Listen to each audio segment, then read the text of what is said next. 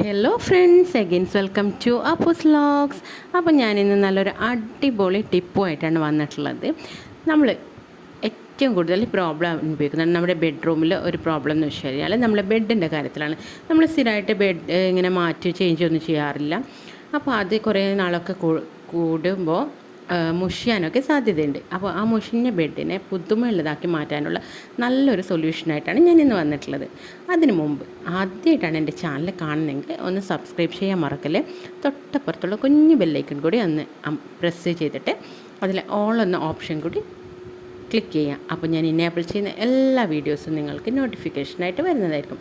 ഫ്രണ്ട്സിനോടൊക്കെ recommend ചെയ്യണം, share ചെയ്യണം, comment ചെയ്യണം. നിങ്ങളുടെ കമൻസൊക്കെ ഫീഡ്ബാക്ക് അറിയിക്കുമ്പോൾ നമുക്ക് ഭയങ്കര സന്തോഷമായിരിക്കും.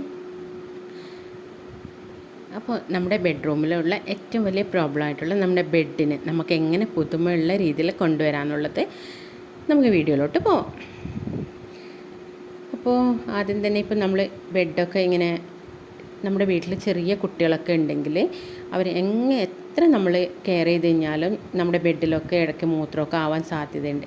അപ്പോൾ സ്മെല്ലും കാര്യങ്ങളൊക്കെ വരും. പിന്നെ മഴക്കാലത്തൊക്കെ എന്ന് വെച്ചാൽ നമ്മുടെ ബെഡിന് ഒരു ബാഡ് സ്മെല്ലൊക്കെ വരാൻ ചാൻസ് ഉണ്ട്. അപ്പോൾ അതിൽ നിന്നൊക്കെയുള്ള നല്ലൊരു സൊല്യൂഷനായിട്ടാണ് ഞാൻ വന്നിട്ടുള്ളത്. അപ്പോൾ എൻ്റെ വീഡിയോ സ്കിപ്പ് ചെയ്യാതെ കാണണം.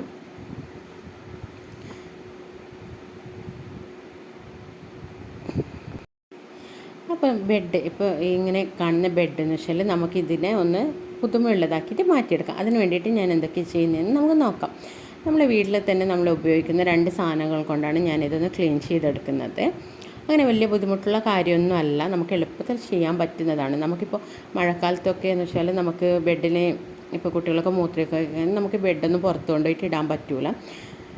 അപ്പോൾ നമ്മൾ സാധാരണ നമ്മുടെ കിച്ചണിൽ യൂസ് ചെയ്യുന്ന ഒരു സാധനമാണ് ബേക്കിംഗ് സോഡ. നമ്മൾ കുക്കൊക്കെ ചെയ്യുന്ന സമയത്ത് നമ്മളിത് യൂസ് ചെയ്യാറുണ്ടെങ്കിലും നമ്മൾ ഇതിന് ബേക്കിംഗ് സോഡ കൊണ്ട് നമുക്ക് ആ ഒരു കുക്കിംഗ് മാത്രമല്ല വേറെയും കുറേ കാര്യങ്ങൾ ചെയ്യാനുണ്ട് എന്നാണ്. അപ്പോൾ ഞാനിതൊക്കെ ചെയ്തിട്ട് നല്ല റിസൾട്ട് കിട്ടിയിട്ടുള്ളതാണ്. അപ്പോൾ നമ്മൾ ഈ ബേക്കിംഗ് സോഡയും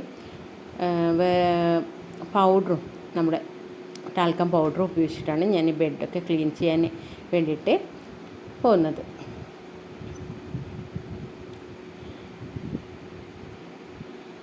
അപ്പോൾ ഇത് ഞാനിപ്പം പുതിയത് പൊട്ടിച്ച് നമ്മളെ വീട്ടിലൊക്കെ ഉണ്ട്, ഒരുപാടൊന്നും വേണ്ട, കുറച്ചേ വേണ്ടൂ. അപ്പോൾ നമ്മുടെ അടുക്കളയിൽ എന്തായാലും ബേക്കിംഗ് സോഡ ഇല്ല, എനിക്ക് ബേക്കിംഗ് പൗഡറല്ല ബേക്കിംഗ് സോഡ തന്നെയാണ് വാങ്ങിക്കേണ്ടത്. അപ്പോൾ അത് വെച്ചിട്ട് നമ്മുടെ ബെഡ് എങ്ങനെയാണ് പുത്തൻ രീതിയിലാവുന്നതെന്ന് നമുക്കൊന്ന് നോക്കാം. അപ്പോൾ ഞാൻ ഈ ബേക്കിംഗ് സോഡ കുറച്ചായിട്ട് നമ്മുടെ ബെഡിലോട്ട് തൂവി കൊടുക്കുന്നുണ്ട്.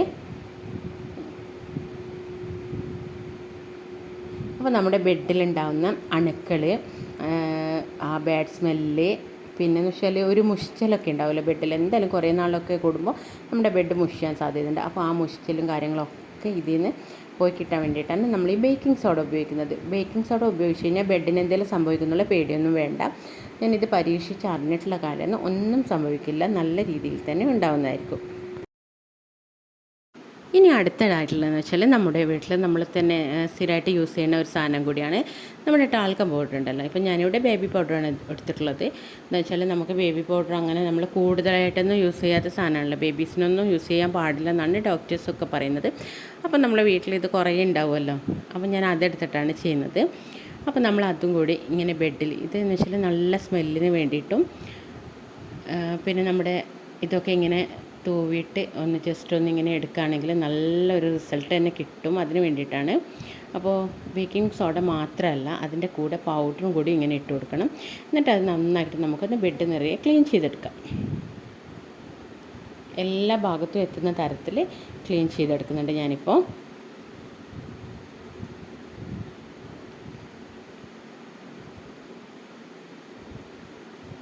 ബെഡ് മുഴുവനായിട്ട് ഇതുപോലെ ചെയ്തിട്ടെടുക്കണം. അപ്പോൾ നമുക്ക് നല്ല പുതുമയുള്ള ബെഡ്, പിന്നെ ആ ബാഡ് സ്മെൽസൊക്കെ പോയിട്ട് നല്ല രീതിയിൽ തന്നെ കിട്ടുന്നതായിരിക്കും.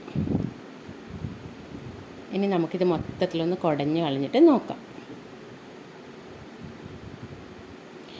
ഇപ്പോൾ ഇതാ ബെഡൊക്കെ ഒന്ന് നല്ല പുതുമയും നല്ല മണവും കാര്യങ്ങളൊക്കെ വന്നിട്ടുണ്ട്. അപ്പോൾ നമ്മളിപ്പോൾ പെട്ടെന്ന് കുട്ടികളൊക്കെ മൂത്രമൊഴിച്ച് പോവുകയാണെങ്കിൽ നമ്മൾ ഉടനെ തന്നെ നമ്മൾ പൗഡർ അതിലേക്ക് ഇട്ട് കൊടുത്തിട്ട്, അപ്പോൾ ഞാനിതെല്ലാം തുടച്ച് കഴിഞ്ഞപ്പോൾ പൗഡറൊക്കെ പോയിട്ടുണ്ട്.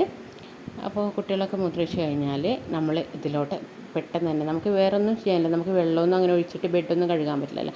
അപ്പോൾ നമ്മളവിടെ കുറച്ച് പൗഡർ തൂവി കൊടുത്തിട്ട് അത് ജസ്റ്റ് ഒരു ക്ലോത്ത് എടുത്തിട്ട് ക്ലീൻ ചെയ്യുകയാണെങ്കിൽ നമുക്ക് നല്ലൊരു റിസൾട്ട് തന്നെ കിട്ടാൻ പറ്റും. ഇനി എങ്ങനെ എന്തെങ്കിലും ഉണ്ടെങ്കിൽ നിങ്ങളെല്ലാവരും ഇതൊന്ന് ചെയ്ത് നോക്കണം.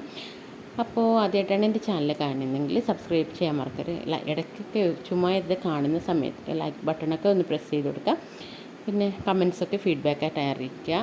നിങ്ങളുടെ കമൻസിലൂടെ വേണം ഞങ്ങൾക്ക് മുന്നോട്ട് പോകാൻ വേണ്ടിയിട്ട്. അപ്പോൾ ഇനി ഒരു നല്ല നല്ല ടിപ്സും വീഡിയോസും ഒക്കെ ആയിട്ട് വരുന്നത് വരെ thanks for watching my video. Bye bye.